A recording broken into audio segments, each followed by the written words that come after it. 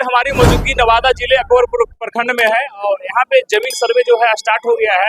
मतलब समझिए पूरे बिहार में जमीन सर्वे स्टार्ट है और हमारे साथ जो है वो शशि रंजन जी है, विशेष सर्वेक्षण सहायक बंदोबस्त पदाधिकारी अंचल अकबरपुर। तो चलिए हम इनसे कुछ सवाल जवाब करेंगे जमीन के बारे में। और तो चलिए सर, हम आपको बता दें कि जमीन किसी और के नाम है और खतियान पे दिखा रहा है कि कोई और उस पे जो है बरसों से मकान बना के रखा है या कब्जा करके रखा है, तो उस जमीन का क्या होगा? सर्वे में क्या किया जाएगा? नहीं, जमीन अगर किसी का खतियान में उसका नाम दर्ज ना हो या केवाला पे उनका नाम दर्ज ना हो तो उस स्थिति में उस जमीन पर उनका जमीन नहीं माना जाएगा, उस जमीन पर उनका अवैध कब्जा माना जाएगा। अभी जो सर्वे होगा उसमें अगर वो कोई प्रूफ नहीं देते हैं कि किस किस माने कि कैसे अपने जमीन को उन्होंने हासिल किया है, तो जमीन जो पहले के रैयत है, जो खतियानी रैयत है या जिनके नाम पे केवाला है, उनके नाम से खाता खोला जाएगा। अदला बदली जो जमीन हो जाता है बहुत साल पहले, जैसे 271 में शायद जमीन सर्वे हुआ, उस टाइम पे क्या हुआ था कि अदला बदली जमीन हुआ।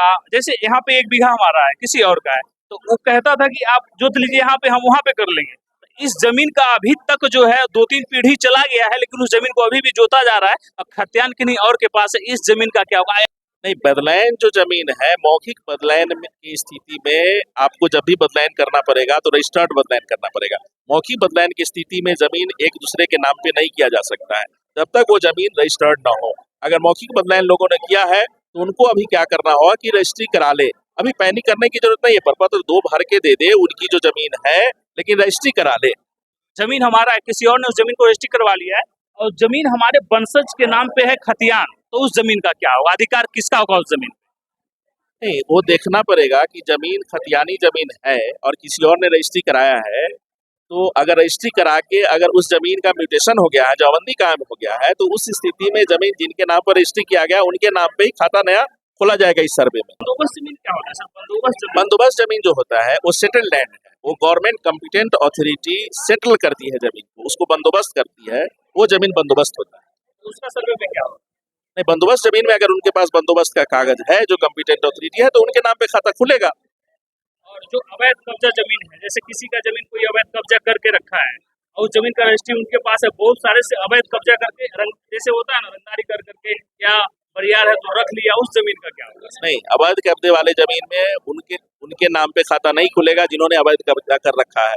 खाता उन्हीं के नाम पे खुलेगा जिनके पास उस जमीन का पेपर है, या तो खतियानी रैयत है या तो उनके पास केवाला है, उन्हीं के नाम पे खोला जाएगा। गैर मजरूआ जमीन, जो गैर मजरूआ जमीन जो गवर्नमेंट का लैंड है वो गैर मजरूआ जमीन कहलाता है। उसमें 2 प्रकार का होता है, गैर मजरूआ आम, एक गैर मजरूआ खास।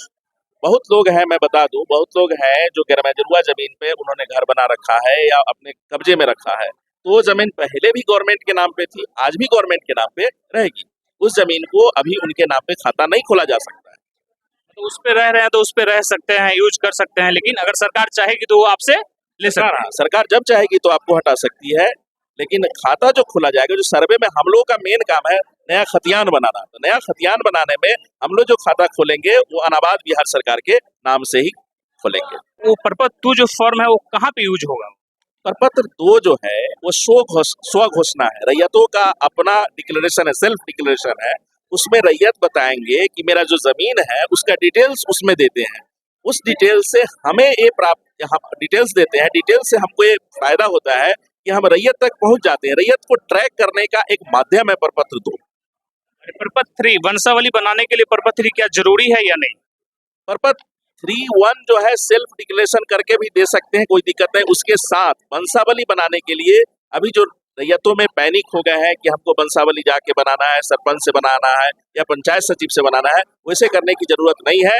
उन्हें आप सादा कागज पे वंशावली बना के प्रपत्र 3(1) के साथ अपने साइन, अपना खुद का साइन करके वो अटैच करके हमारे कार्यालय में जमा कर सकते हैं। वंशावली कौन सा जमीन पे यूज होना है? नहीं, देखिए, वंशावली जैसे खतियानी जमीन है, तो खतियानी जमीन अगर उनके जो आज रैयत अभी जिंदा है, एट प्रेजेंट है, और उनके दादा परदादा के नाम पे जमीन थी, तो उनको तो वंशावली देना पड़ेगा, तभी उनको कोरिलेट कर पाएंगे हम लोग कि अभी जो रैयत है उनका जो खतियानी रैयत है उनसे उनका क्या रिश्ता था। दूसरा एक भी है, एक खरीदगी जमीन में भी वंशावली लगाया जा सकता है। अगर वर्तमान जो रैयत जिंदा है और उनके दादा परदादा ने अगर जमीन खरीदी थी तो उनको भी वंशावली की जरूरत पड़ेगी। अगर अभी जो वर्तमान रैयत है अगर उनके नाम पे जमाबंदी कायम नहीं है तो। एक सवाल, ये जो एक कमरा दिया गया है सर, ये व्यवस्था थोड़ा बढ़ाना चाहिए या नहीं बढ़ाना चाहिए? एक कमरे में क्या होगा सर, ना तो अनबारी है, ना तो कुर्सी टेबल, ये भी तो लग रहा है जैसे कि पार्टियां में आता है ना टेंट वाला का ये टेबल और कुर्सी लग रहा है सर। इसका व्यवस्था कब तक किया जाएगा? नहीं, बंदोबस्त पदाधिकारी महोदय से हम लोग की बातचीत हुई है, मीटिंग होते रहती है, उसमें सर ने बताया है कि अभी 8-10 दिन के अंदर में ही सारा फर्नीचर्स आ रहा है, ट्रंक आ रहा है, जितने डॉक्यूमेंट्स जितने कागजात है उसको रखने के लिए हम लोग को ट्रंक मिल जाएगा। और रूम जो है, एक रूम है, अभी बात वीसीओ साहब से हुई है, 2 रूम और देने की बात हो रही है, वो मिल जाएगा 1-2 दिन। तो नवादा दस्तक न्यूज, मैं आपके साथ कुमार लेता हूँ विदा। जय हिंद, जय बिहार।